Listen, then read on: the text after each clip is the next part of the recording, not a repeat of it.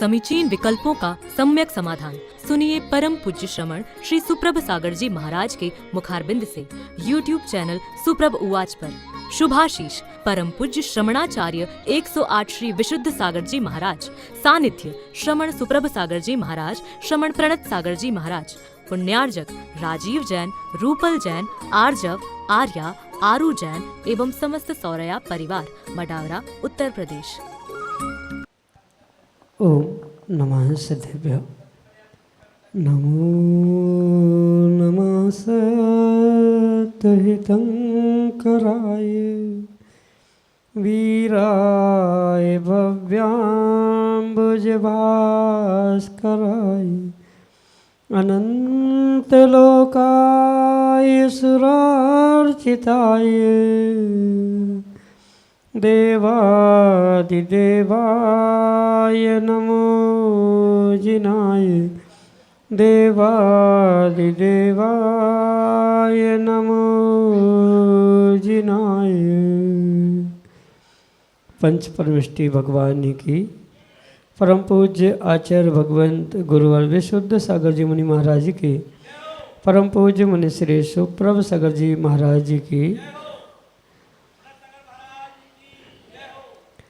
समीचीन विकल्पों का सम्यक समाधान, सम्यक ज्ञान की वह अनूठी विधा जिसके माध्यम से हम सभी अपने ही मन के उन समीचीन विकल्पों का सम्यक रूप से समाधान आगम के परिप्रेक्ष्य में प्राप्त करते हैं, और वही सम्यक समाधान हमारे आत्मकल्याण का पथ प्रशस्त कराने वाला होता है।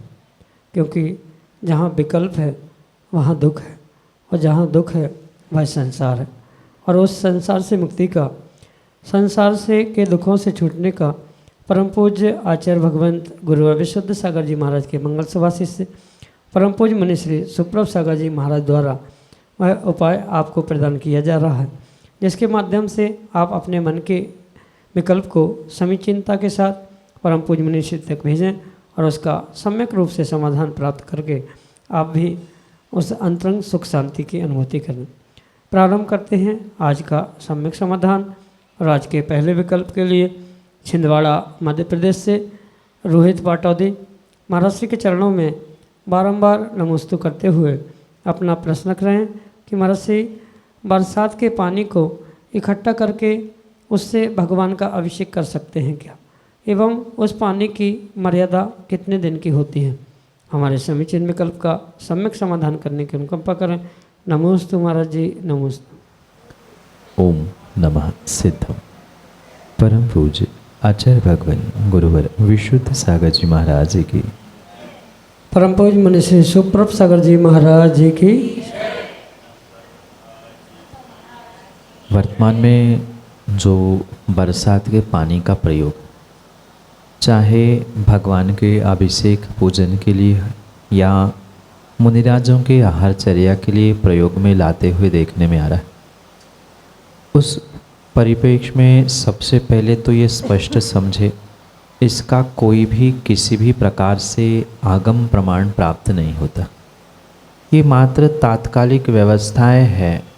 अगर आगम में और आचार्यों को ये बात योग्य लगती होती तो शायद उनको आगम ग्रंथों में इसका उल्लेख करना आवश्यक था, पर किसी आगम ग्रंथ में ये उल्लेख प्राप्त नहीं होता। इसलिए इसका आगम प्रमाण से उपयोग करना किसी प्रकार से उचित नहीं है। ये तात्कालिक व्यवस्थाएं है, चाहे आहार की व्यवस्था हो चाहे अभिषेक पूजन की, पर चूँकि आगम में उसका प्रमाण नहीं है इसलिए उसे आगम के परिप्रेक्ष्य में तो किसी भी प्रकार से स्वीकार करना उचित नहीं है। अगर इसी विषय में हम तर्क से समझे, मतलब बरसात के पानी के प्रयोग चाहे अभिषेक के लिए हो चाहे मुनिराज के आहार आदि के लिए हो, उसके लिए आगम प्रमाण नहीं है, ये तो एक बात हो ही गई। दूसरी बात, अगर तर्क से लॉजिक से हम समझे तो ये स्पष्ट समझना कि बरसात का पानी किसी भी प्रकार से उसे विलछानी करके प्रासुक करना संभव नहीं हो सकता। जो वर्तमान में व्यवस्थाएं टंकी आदि की बनाई जा रही है उसमें ही विलछानी करना, उसमें ही उसे छोड़ना, ये कैसे और किस हद तक उचित है, ये तर्कों से और प्रमाणों से समझा जा सकता है। जैसे कि एक कुएं का पानी विलछानी करके दूसरे कुएं में डालने से हिंसा कही जाती है, उसी का पानी उसी कुएं में विलछानी के रूप में डालना हिंसा से बचने का कारण है। तो फिर एक बरसात का पानी दूसरे बरसात के पानी से मिला लेना, उसके साथ उस पानी की विलछानी एकत्रित एक टंकी में रखना कहाँ तक उचित है, ये विचार करने योग्य बात है। दूसरी बात इसी परिप्रेक्ष्य में ये समझना कि प्रत्येक मौसम का पानी भी अलग अलग होता है। ये वैज्ञानिकों ने भी आज सिद्ध करके बताया है कि किस नक्षत्र में गिरा हुआ पानी भूमि में फसलों के लिए उपयोगी होता है, कौन सा पानी किस प्रकार से होता है। इसलिए ये विवेक पूर्वक सोचे समझे और निर्णय करे कि प्रत्येक मौसम का प्रत्येक नक्षत्र का पानी जब भिन्न भिन्न है तो उसे एकत्रित करना, उसकी विलछानी एक टंकी में एक स्थान पर करना, ये किसी प्रकार से तर्क से भी सिद्ध नहीं होता। तीसरी बात, जब आगम में स्पष्ट रूप से जो बरसात के साथ साथ या कई बार गर्मियों में भी जो ओले गिरते हैं उस ओलों को पूर्ण रूप से अभक्ष्य के श्रेणी में रखा हुआ है। फिर ओला गिरना और बरसात का पानी गिरना, इसमें क्या अंतर है? ओला भी उसी पानी से बना हुआ है, मात्र जमी हुई उसकी पर्याय है। तो ओले को पिघला के पीना पानी उचित नहीं है, अभक्ष्य स्वीकार किया जा सकता है।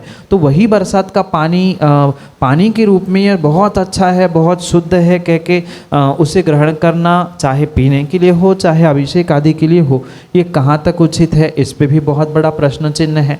इन सभी तर्क आगम प्रमाणों से निर्णय करें कि भगवान के अभिषेक के लिए और मुनिराजों के आहार, व्रतियों आदि के आहार के लिए भी किसी भी प्रकार से बरसात का पानी प्रयोग में लाना उचित है ही नहीं है। और मेरे और आगम के परिप्रेक्ष्य में उसकी कोई भी मर्यादा होती ही नहीं है, क्योंकि बरसात के पानी की मात्रा अंतर्मुहूर्त की मर्यादा है। जमीन से भूमि से स्पर्श होने पर उसे अशुद्ध ही स्वीकार किया जाता है। इसलिए उसकी मर्यादा कहाँ तक कौन कैसी मान रहा है, वह मात्र व्यक्तिगत वर्तमान के जीवों की मान्यता ही हो सकती है। और आगम के परिप्रेक्ष्य में इसका मतलब बरसात के पानी का अभिषेक आहार आदि के लिए प्रयोग करना किसी भी प्रकार से उचित हो ही नहीं सकता।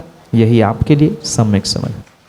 सलोनी जैन, उज्जैन, मध्य प्रदेश से महाराज के चरणों में नमोस्तु करते हुए अपना प्रश्न करें कि महाराज जी, मूक सप्तमी का व्रत 7 वर्ष करने के बाद उसका उद्यापन करना चाहिए या नहीं, और यदि उद्यापन करना चाहिए तो उसकी उद्यापन की विधि क्या है? हमारे समीचीन विकल्प का सम्यक समाधान करने की अनुकंपा करें। नमोस्तु महाराज जी, नमोस्तु। कोई भी व्रत पूर्ण होने पर उसका उद्यापन करना ये परम आवश्यक होता है, पर उद्यापन की जो अनेक प्रकार की विधि आगम ग्रंथों में लिखी है, मतलब उत्कृष्ट, मध्यम और जघन्य, जैसा संभव है उस संभव मतलब अपने शक्ति के अनुसार ही उसका उद्यापन करना चाहिए। आगम में चूँकि उत्कृष्ट विधि तो बहुत उत्कृष्ट रूप से लिखी है, जैसे 7 परम स्थान होते हैं, उन 7 स्थानों में दान देना, पूजा अनुष्ठान करना, जो जितनी अधिक से अधिक संभावना है उतनी प्रभावनाओं के साथ अनुष्ठानों में दान के अलावा भी जो विशेष प्रकार से विधान करते हुए जो भक्त है या श्रावक है उनको भोजन आदि करवाना, ये उत्कृष्ट विधि हो सकती है। जघन्य विधि यह है कि बहुत कुछ नहीं कर पा रहे हैं तो कम से कम जितनी शक्ति है, शक्ति के अनुसार जो 4 प्रकार के दान कहे हैं, औषध, शास्त्र, अभय, आहार, वो कार्य करना चाहिए। और छोटा सा छोटे रूप में ही सही, पर जो विधान मोक्ष सप्तमी के निमित्त से प्राप्त होता है, व्रत के निमित्त से, उस विधान करते हुए भी सामान्य रूप से उसका उद्यापन कर सकता है। फिर जिसकी जैसी शक्ति है द्रव्य खर्च करने की, दान करने की या उद्यापन करने की, उस अनुसार से करना चाहिए। पर करना ये आवश्यक है, शक्ति के अनुसार करे, शक्ति से अधिक नहीं, शक्ति से कम नहीं, ये पक्का है। शक्ति जैसी है वैसे शक्ति से उत्कृष्ट करे, उत्कृष्ट फल मिलेगा। मध्यम करेंगे, मध्यम फल मिलेगा। जघन्य रूप से करेंगे तो जघन्य फल मिलेगा। पर करना अनिवार्य है, ये सत्य है। शक्ति के अनुसार उसकी विधि को, मतलब जो 7 स्थान कहे हैं वहाँ 7 स्थानों पर दान दे देना, या 4 संघ को दान देते हुए छोटे से छोटे विधान करते हुए भी उसका उद्यापन किया जा सकता है। यही आपके लिए सम्यक समझ। ब्रह्मचारिणी ज्योति दीदी, संघस्थ परम पूज्य आचार्य भगवान विश्व सागर जी महाराज अगले समीचीन विकल्प के लिए। पूज्य मुनिश्री के चरणों में नमोस्तु नमोस्तु नमोस्तु। मुनिश्री, मेरे मन में एक शंका है कि जो श्रावक शिविर लगाए जाते हैं, इन श्रावक शिविरों के माध्यम से श्रावक आके साधना करते हैं जो गृहस्थ होते हैं, तो वो अपन पढ़े हुए हैं कि मतलब आयु के 8 अवसर वो आते हैं और उसमें आयु का बंध होता है अगली पर्याय की। तो जो श्रावक साधना कर रहे हैं उस समय पे अगर उनके आयु का बंध होता है तो कैसी होगा, कहाँ का, किस प्रकार से होगा? नमोस्तु मुनीश। ये तो परम सत्य है कि जीव के एक पर्याय के जीवन में जो उसे 8 बंध अपकर्षण काल प्राप्त होते हैं अगली पर्याय अगले आयु के लिए, उसमें से किसी एक समय में, एक काल में ही वो आयु का बंध करता है। पहले कर लिया है तो उसके बाद के कालों में नहीं आएगा, पूर्व में नहीं किया है तो जब उसकी काल लब्धि कह दो या उसकी अन्य व्यवस्थाएं वहाँ समवाय के रूप में प्राप्त होती है, वह उस समय पर आयु का बंध करता है। जैसे घर परिवार में परिग्रह पाप आदि में उलझा हुआ श्रावक उन क्रियाओं को करते करते ही आयु बंध करता है, तो स्वाभाविक सी बात है, बहुआरंभम परिग्रप्तम नारकस्य आयुषा। वहाँ जब तत्वार सूत्र में उमास्वामी भगवान ने स्पष्ट ही लिखा है कि बहुत आरंभ बहुत परिग्रह के निमित्त से जीव नियम से नरक आयु को प्राप्त करेगा। नरक आयु नरक गति इनमें थोड़ा सा अंतर है। आयु ये मूल प्रकृति है और आयु के लिए ही बहुत आरंभ परिग्रह नरक आयु की अपेक्षा से का।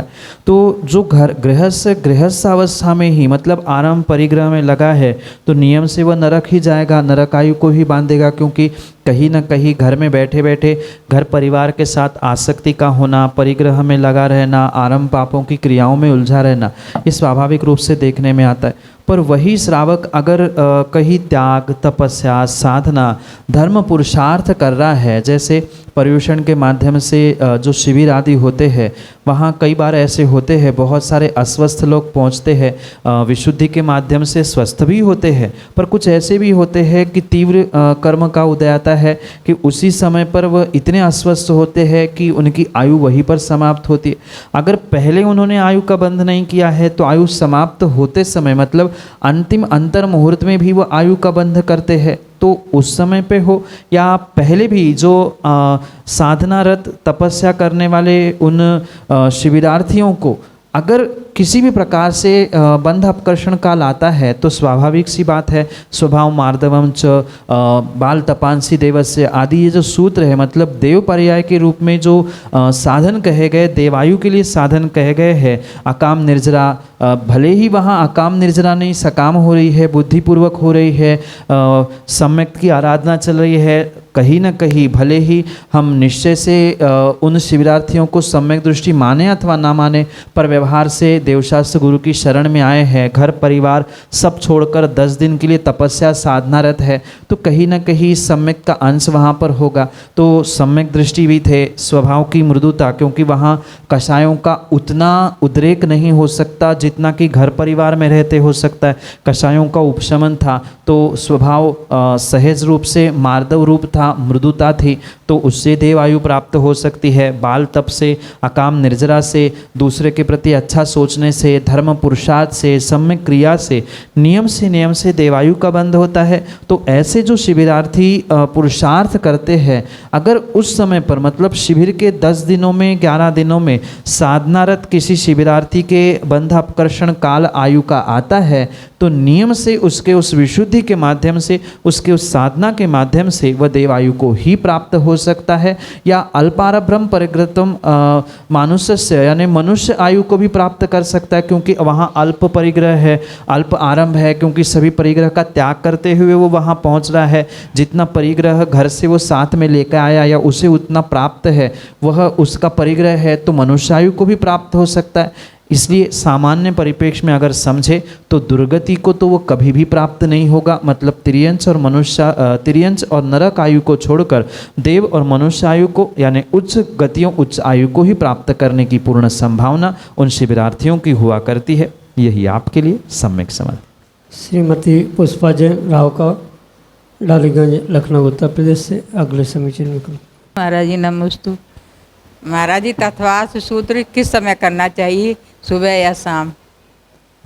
आप तत्वार्थ सूत्र का पाठ सुबह भी कर सकते हैं, रात को भी कर सकते हैं, इसमें किसी भी प्रकार से कोई हर्ज नहीं है। पर जो कालावधि तत्वार्थ सूत्र ग्रंथ के पाठ के लिए सूत्र ग्रंथ होने के कारण से आचार्यों ने कही है, वह मुख्यतः से जो प्रदोष काल कहा जाता है, सामान्य रूप से जिसे संधि काल कहा जाता है, सूर्योदय, सूर्यास्त, उसके अलावा मध्याह्न, मध्य रात्रि, ये जो 4 समय प्रदोष समय कहे जाते हैं, इन समयों में सूत्र ग्रंथ नहीं पढ़े जाते। सामान्य रूप से अगर समझे तो जो सूर्योदय का काल है, क्योंकि कोई घड़ी मिनटों से इसलिए नहीं कहा जा सकता कि प्रत्येक मौसम में सूर्योदय सूर्यास्त अलग अलग समय पे होता है, तो सूर्योदय सूर्यास्त का जो लगभग 48 मिनट का आगे पीछे का काल है, माना कि 6 बजे सूर्योदय हो रहा है तो उसके पहले यानी 5 बजे से लेकर 7 बजे तक का ये काल प्रदोष काल या संधि काल कहा जाता है। तो इन कालों में तत्वार्थ सूत्र का पाठ करना, तत्वार्थ सूत्र आदि पढ़ना, सूत्र ग्रंथ सिद्धांत करना पढ़ना, इसका निषेध कहा जाता है। जैसे सूर्योदय, ऐसे ही सूर्यास्त, ऐसे ही मध्याह्न और मध्यरात्रि, ये 4 समय प्रदोष समय संधि काल कहे जाते हैं। इन समयों में ही मात्र तत्वार्थ सूत्र जैसे सूत्र ग्रंथों को नहीं पढ़ना चाहिए।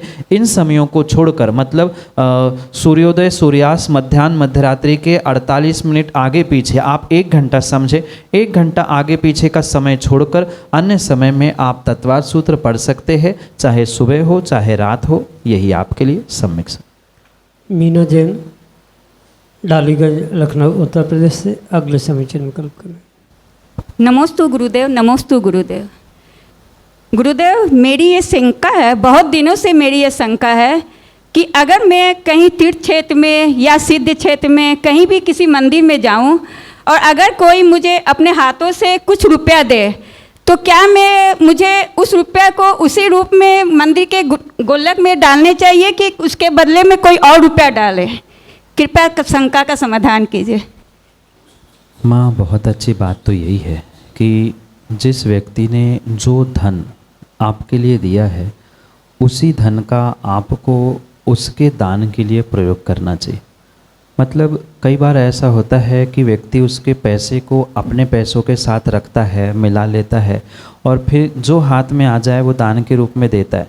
हम थोड़ी प्रयोग कर रहे हैं, पर आपने उसको अपने मालकियत में रखा, ये ही कहीं ना कहीं परोक्ष रूप से निर्माल्य के सेवन के रूप में आपको पाप लगने वाला। जबकि अभी दान दिया नहीं है इसलिए वो पूर्ण रूप से निर्माल्य नहीं है, पर उसने अपने मन से, अपने हिस्से से, अपने धन से निकाल कर अलग कर लिया है, इसलिए उसके लिए तो वो उसने निर्माल्य के रूप में आपको दे दिया। अब आप जब तक उसको समर्पित नहीं कर रहे हैं तब तक आपका कर्तव्य है कि उसने दिया हुआ धन, चाहे 1 रुपया हो, 10 रुपये हो, 50 हो, लाख हो, 1000 हो, उसको अलग से ही रखना चाहिए और अलग से ही जो उसने दिया है, मात्र हम तो एक दूध का और सेवा देने का कार्य कर रहे हैं।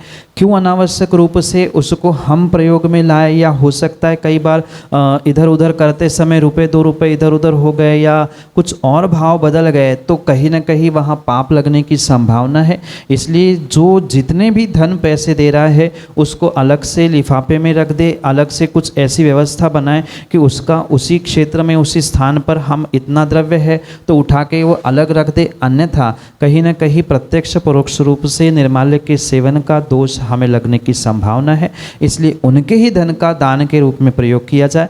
अगर कुछ विषमता आ रही है तो बात अलग है, पर ऐसी विषमता शायद वर्तमान में आना संभव नहीं है, इसलिए उनका ही धन दान के रूप में दे, उनके ही रुपए, उनके ही नोट, उनके ही सिक्के दान के रूप में डाल दिए जाए तो बहुत अच्छी बात है। यही आपके लिए सम्यक समझ। इंजीनियर पी.के. जैन, लखनऊ उत्तर प्रदेश से अगले समीचीन विकल्प।